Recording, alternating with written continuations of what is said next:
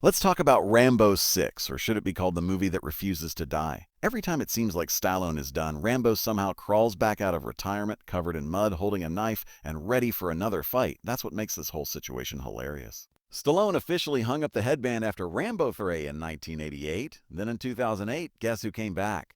That's right, Rambo, older, angrier, and bloodier. And just when it seemed like 2019's Rambo, Last Blood was the final chapter, here we are still talking about Rambo 6. Now Stallone swears he's finished for real this time. He even joked about it at the Toronto International Film Festival. When someone asked about Rambo 6, he looked straight at the camera and said, "What am I fighting? Arthritis." Honestly, that level of honesty is respectable. But let's be real. This is still Stallone. The man said goodbye to Rocky 2, and yet somehow Creed happened. He's like that uncle who always says he's leaving the party, but 2 hours later, he's still on the couch telling stories. Fans refuse to let this franchise rest, and honestly, it makes sense. Rambo isn't just a character anymore. He's a legend, a symbol of 80s action movies. Probably the reason an entire generation thought tying a red bandana around their head made them invincible. But the real drama isn't even about the story, it's about the cast. If Stallone sticks to his word, which is a big if, then who steps in as the new Rambo? That's where things get messy. Some say John Cena could do it. Let's face it, the guy already looks like he could punch through a tree. Others mention Alan Ritchson from Reacher. He's got the build, the scowl, and the action hero presence. And then there are the wild suggestions, like Henry Cavill. Superman as Rambo, now that's something worth watching.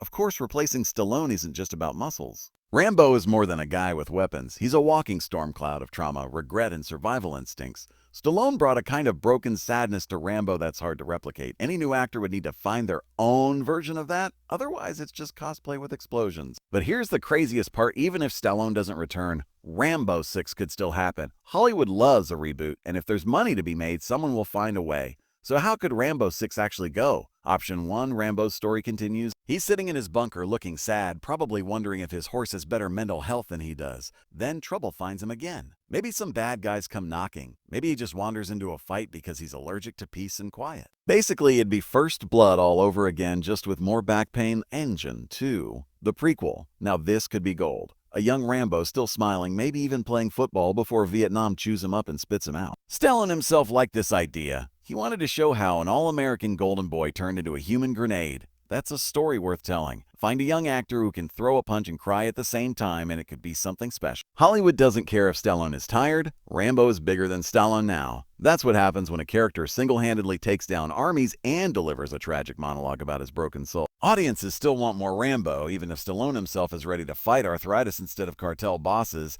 but the money is probably on a full reboot. If Jack Ryan can survive being played by 5 different actors, Rambo can handle a new face. Someone like Adam Driver could actually work. He's already got the 1,000-yard stare. Throw in Kurt Russell as the sheriff, and there's something with serious potential. There's also Stallone's idea of a Rambo prequel series. Think Band of Brothers, but with more knives and less teamwork. It's different enough to feel fresh, but still packed with that raw, brutal Rambo energy. Plus, Stallone could just produce and show up in flash forwards to scowl and say something cryptic. So what's the best move? A prequel, show young Rambo before the world broke him. The smiling kid who had no idea what was waiting for him in the jungle. That's the kind of tragedy that sticks with you. And if it works, it opens the door for future movies. If it doesn't, well, at least we get to see Rambo smile one last time. But let's talk about Rambo Last Blood. The big question, is Rambo dead? And the answer, nope. John Rambo is still breathing at the end of Last Blood, barely but breathing. After all that carnage, after turning his farm into a DIY war zone and getting half his insides rearranged, somehow Rambo makes it to his front porch, collapses into a rocking chair, and launches into one of those deep inner monologues only he can pull off.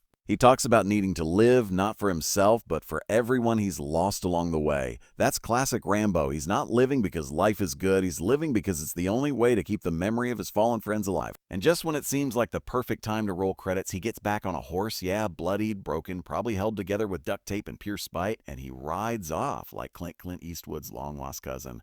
The message is loud and clear. Rambo's story isn't over. If you followed Rambo's journey since First Blood, you know this isn't just action for the sake of action. Rambo's entire existence is a history lesson in American guilt, Vietnam trauma, and what happens when a country trains a man to be a weapon, then throws him away like trash. Last Blood brings all of that full circle. It's not just about fighting a cartel, it's Vietnam all over again, just with different accents. Rambo's farm has tunnels underneath it. That's not just some cool prepper feature, that's Vietnam haunting him. The same way the Viet Cong used tunnels to ambush American soldiers, Rambo uses his own underground network to destroy the cartel like a ghost from the past. It's brutal, it's clever, and it's personal. And when it comes to the final fight, Rambo doesn't go for a quick kill. That's not his style, especially not with Hugo, the big boss. Rambo could have ended it clean, but nope, he needs Hugo to feel every second of that pain. That's how we get one of the most ridiculous kills in action movie history, ripping out a man's heart with his bare hands. Part Mortal Kombat, part therapy session, but even that takes its toll. By the end, Rambo is bleeding out like a bad radiator. Whether it's Stallone, Cena, Ritson, or someone unexpected, that red bandana will return to the big screen. The only question is how much chaos will come with it. What do you think? Should Rambo 6 bring back Stallone one last time, or is it time to pass the torch? Drop your pick in the comments, hit that like button for more action movie deep dives, and subscribe for everything Rambo, Rocky, and beyond. The fight isn't over. See you next time. Please gaze, like, share, and subscribe my YouTube channel, Soul Survivor.